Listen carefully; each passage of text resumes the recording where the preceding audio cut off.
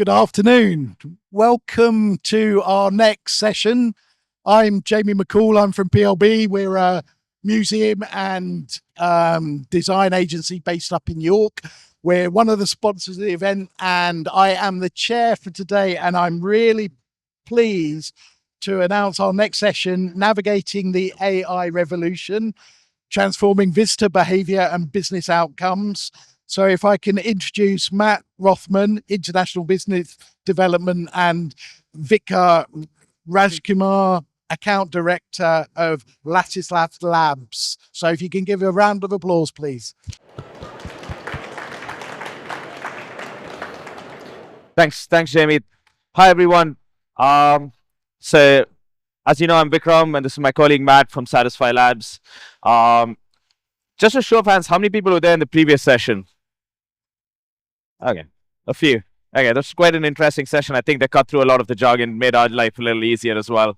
I think we've all been hearing about AI over the last 12 months. I recently saw an ad for a electric toothbrush that uses AI, right? So whether we need that or no is a different question, or whether they even use AI is a different question.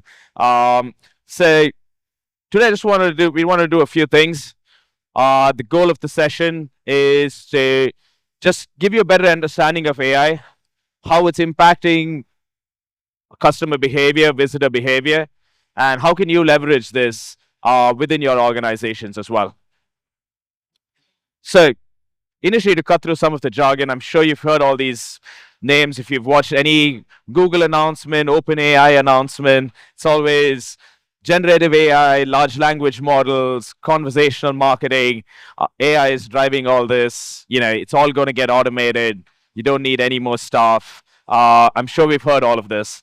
But like the previous panel said, it's just another way of processing data and information, and a different way of relating to that data and giving you certain more enriched outputs. So just to go through a few of this, conversational marketing is simply, well, we've asked ChatGPT to generate it, but to just give you a quick idea, it's automated, customized, personalized, real-time conversations you can have with your visitors, with your customers, to be able to qualify their needs and convert them into visitors or customers. Generative AI, I guess that's one of the most commonly used terms. I'm sure everyone's heard of generative AI, but I don't think even people who speak about generative AI sometimes know what generative AI means. But it's simply artificial intelligence systems that give you the ability to generate content, which could be text, which could be voice, which could be images, which could be video.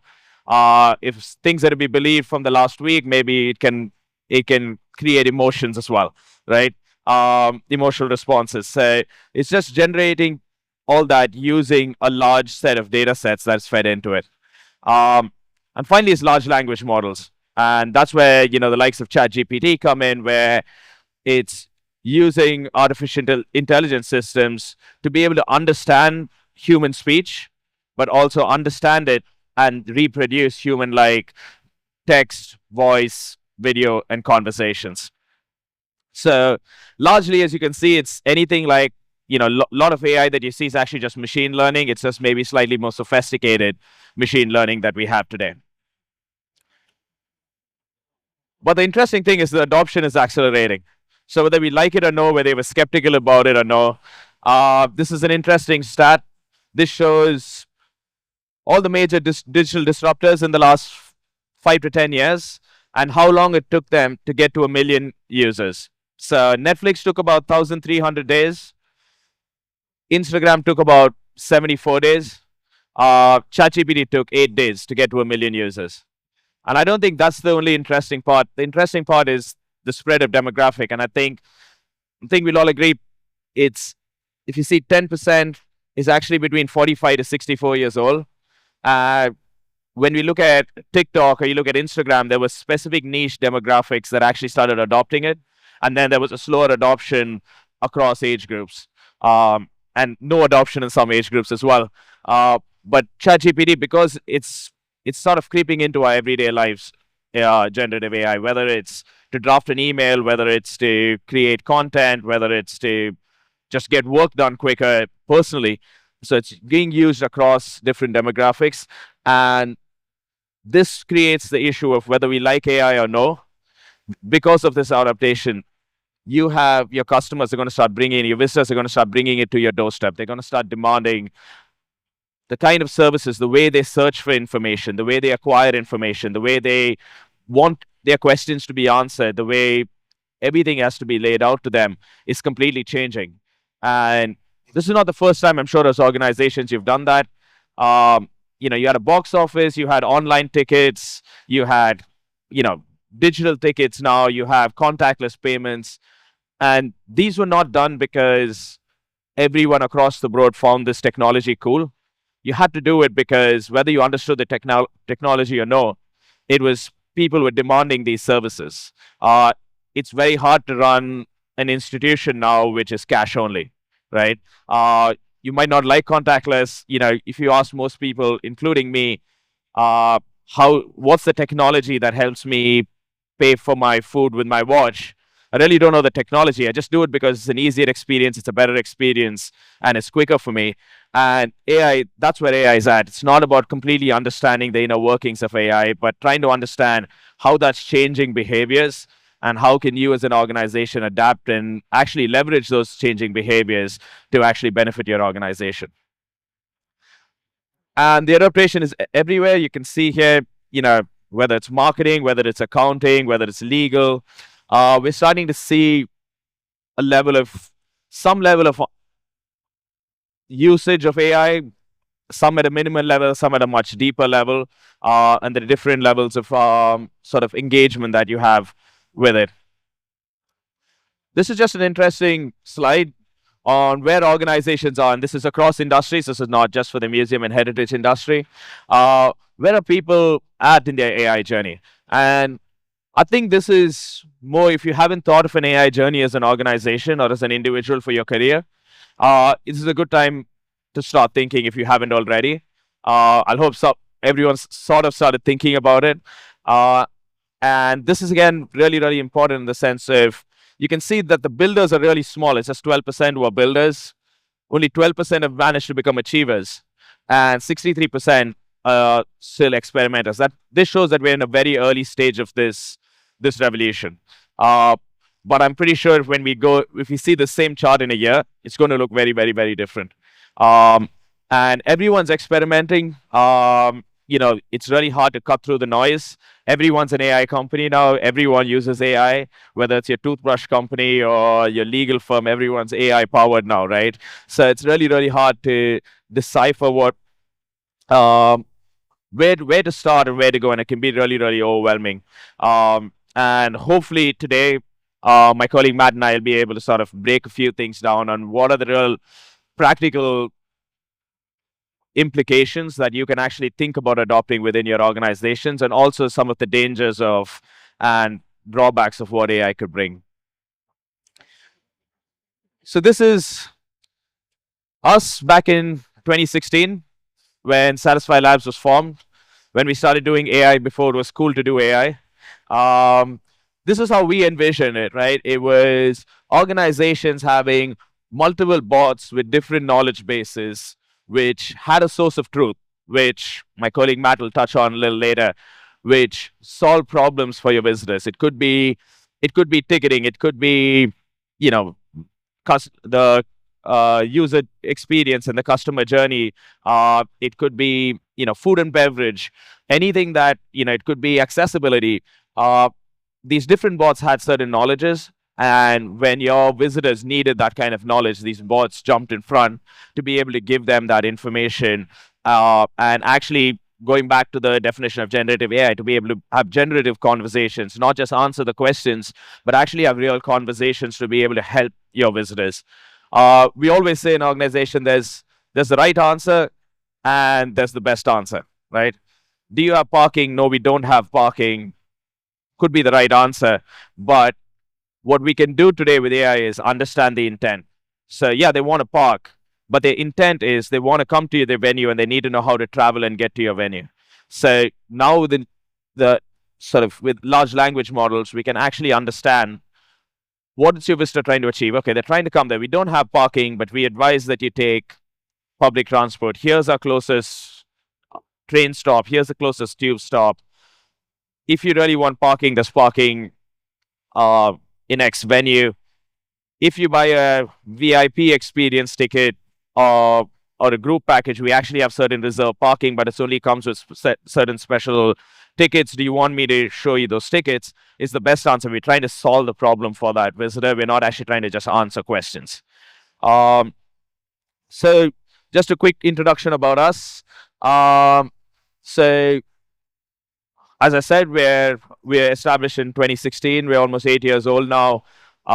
Google and Major League Baseball and a few other investors have invested in us, and we work with over 600 organizations at the moment. That includes sports, entertainment, and venues, and tourism. So, as you can see here, we work with Premiership Rugby, Tottenham, the O2 Arena, Hamilton, Ripley's. We also work with the Denver Art Museum, the Houston Space Center, and various other cultural attractions as well.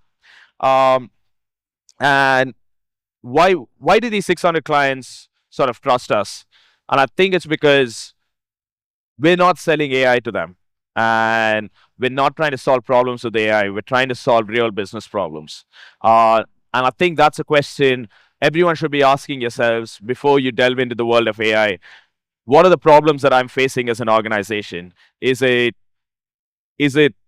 operational struggles with lack of funding, lack of human resource? Is it, conversion of your marketing efforts into sales? Is it the visitor experience once they come into your venue? Are you not getting great NPS scores? Are people not having a great experience? Are they struggling to navigate your venue? Are they not able to get the information? We've had challenges with a lot of our clients who are their free venues, but they have a lot of paid exhibits inside. But most people don't know. It's just a lack of information that I could have actually bought an additional experience, and that's revenue that's lost, right? And an experience that's lost where someone would have liked to do that, but they couldn't do it just because they didn't have lack of information. And I think before you do anything with AI, I think you need to define what your organizational goals are. What are the real problems that you're having? And can AI actually solve that problem for you? Because there are a lot of times it cannot. I don't know if anyone's seen a lot of the new AI launches from OpenAI and Google over the last week. If you haven't, the presentations look amazing, right? I can do this, and I can completely change how your picture looks. I can delete everything. You can be, you can be an artist now. You can be a graphic designer now. You don't need anything. You just have to have my little AI, Google AI or OpenAI, and you can do everything. But when you start actually doing it in reality, it's not actually as easy as it looks, and it's not as smooth as those presentations that it shows. So I think it's important to understand that AI is not coming, it's here, and it's here to stay, as we've seen over the last year. It's changing user behavior, but it also isn't a magic box. It's not, let me just plug my problems into AI, and AI is going to take over and solve those problems. So, on that note, just to give you a few examples of easy AI strategies which you might not even know, but you might be already using. So, one is content generation. I think this has been maybe the most spoken about space. Being able to generate content, which could be blog content, which could be images, which could be now video. Being able to create really rich, exciting content at scale, at speed, has been maybe one of the first applications within all organizations. Coming to a second one, which is a little more interesting, is intelligent booking.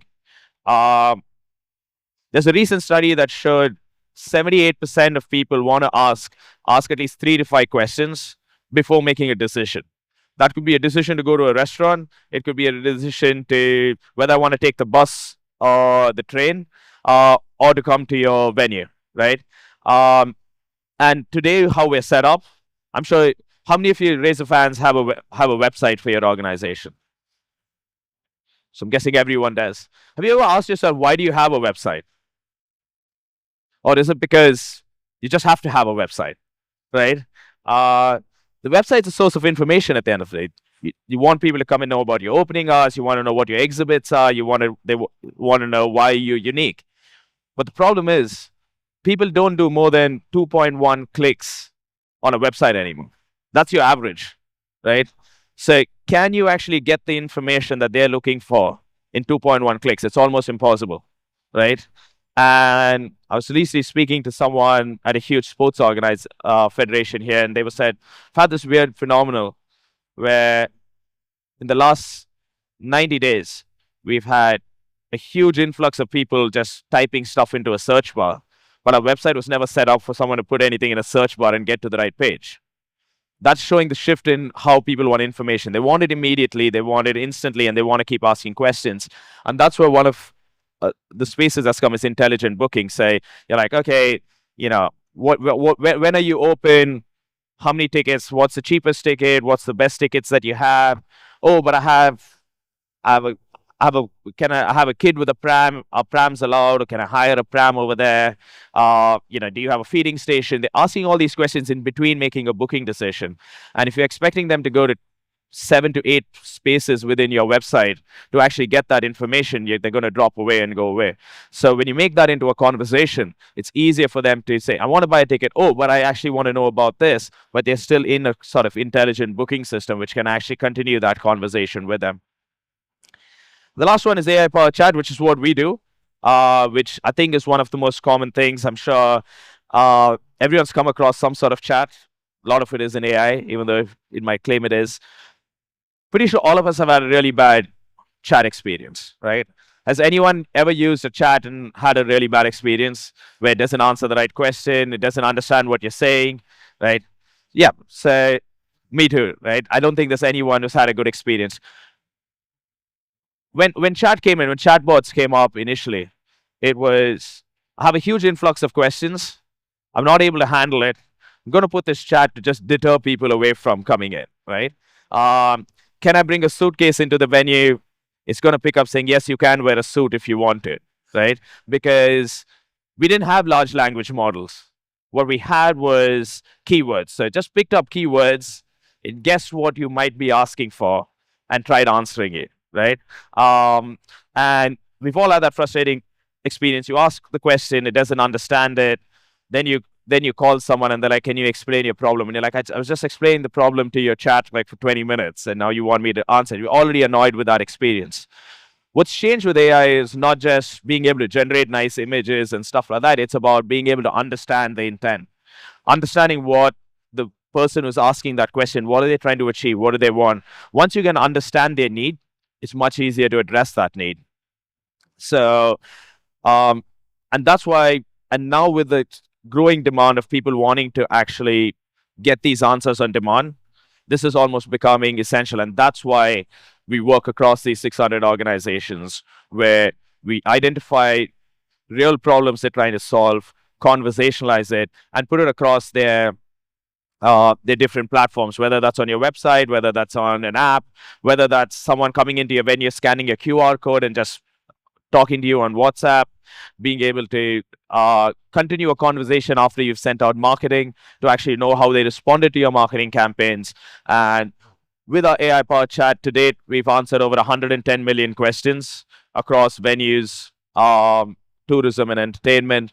And on that note, I'm just going to hand it over to my colleague Matt, who will take you through why the market needs AI chat and then some really live examples on how you can practically use it and some of the case studies that we do with our clients. Here you go, Matt. Okay, great.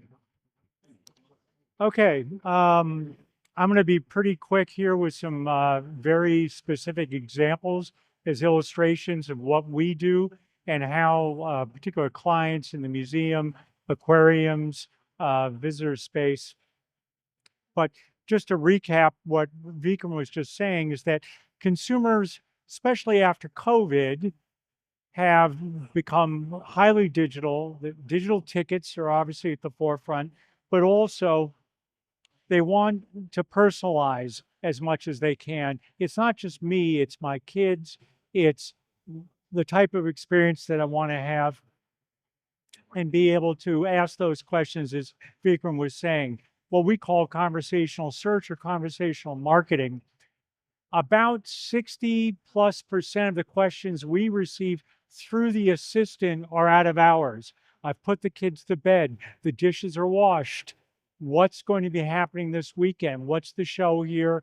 What's the event there? And being able to ask those questions before making a purchase. So that is the funnel that a visitor is going to follow. The problem, as the previous panel described and Vikram amplified, is that ChatGPT on its own can have serious problems with the type of information it answers up. So this is from the OpenAI ChatGPT definition itself, saying, beware. So the way we solve this is we actually create two different types of experiences. And what you see on the left is a pre-written response to a question. About 70% of our answers are the bag policy. You're not going to change it. You're not going to want it to be conversational. Accessibility, again, I want it to be accurate and definitive. Whereas on the other side, is a generated answer, much more conversational. It's pulled from the materials of your own website and documents. We can create enrichments with images and so on. So I'm going to go through just two very quick examples.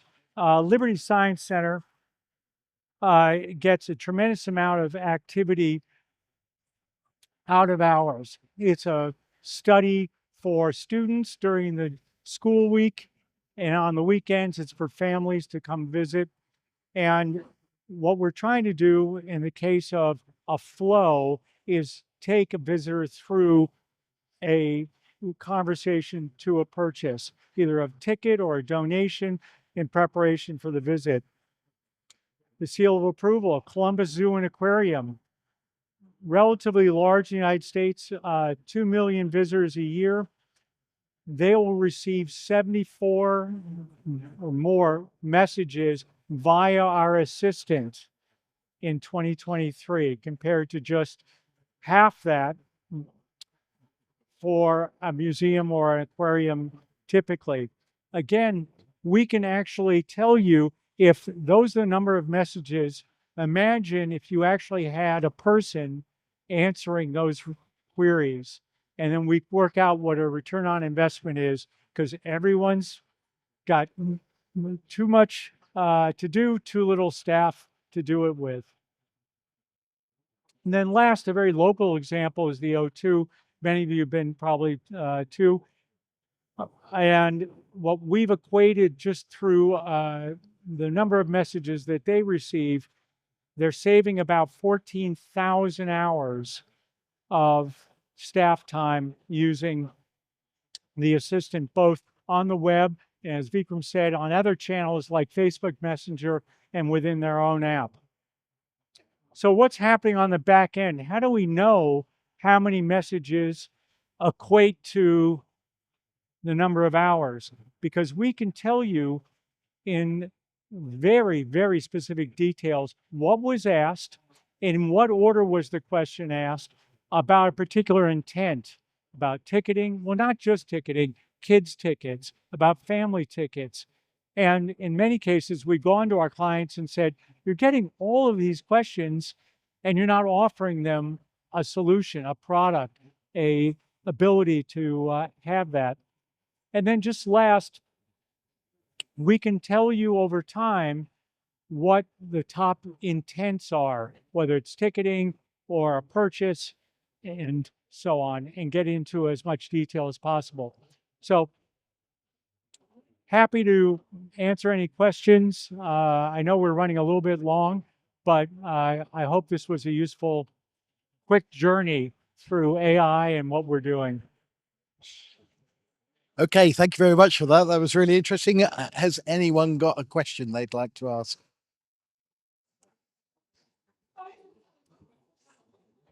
Thank you. I was just wondering, with the AI, obviously, if you're collecting lots of data, there are loads of conversations that are running through the chatbot on the website. Is it evolving with the types of questions that are being asked and the responses that you're giving? So it's becoming more tailored to your specific client?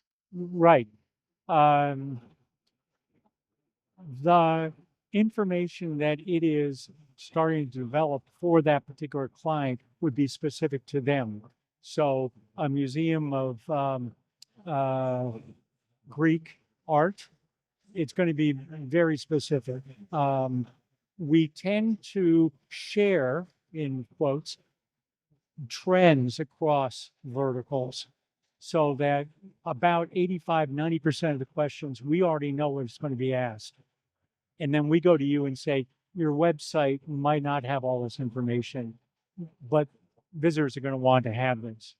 But it's, again, tailored and, in fact, educating itself on your specific.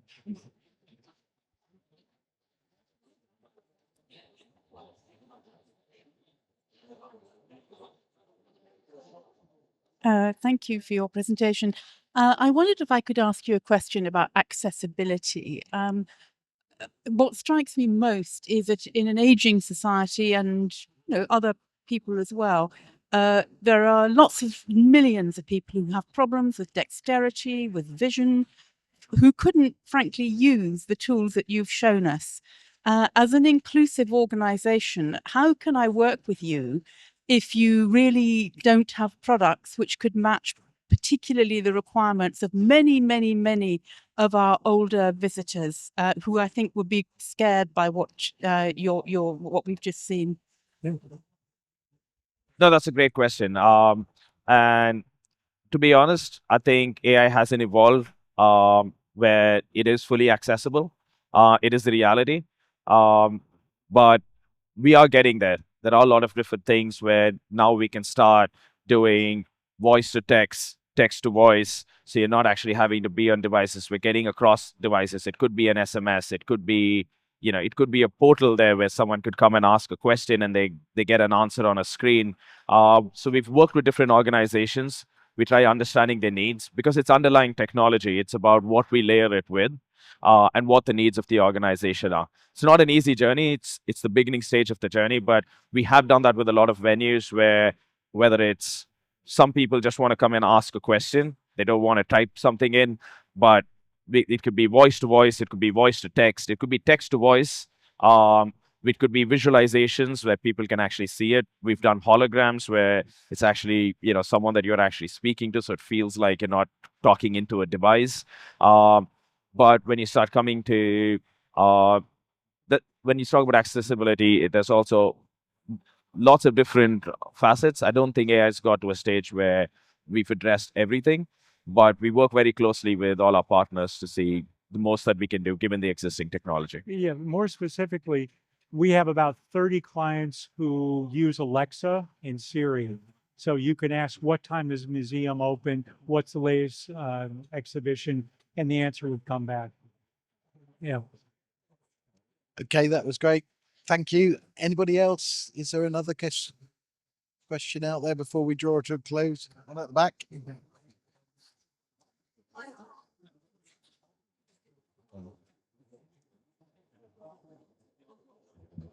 Hi there. I thought it was really interesting how you were saying about frustrations with previous chatbots. Yeah, absolutely furious. How have you got over that? Like, if people just log on and go, "Oh, I'm not going to bother asking this thing questions because it's obviously not going to give me answers." So how do you sort of combat sort of your sort of misconception of newish chatbots? It's definitely a challenge. I think it's on the initial. I think it's about the initial intent. So we work with our clients in different ways. It's where you place the bot, the pop-up message. What does it say, right? I can help you. Like, we can also have prompts saying, I can help you if you have problems with this, this, and this. And then it says, do you have a problem with your digital ticket and you can't find it? And they can just click on that and then they start saying, hey, it's actually solving my problem.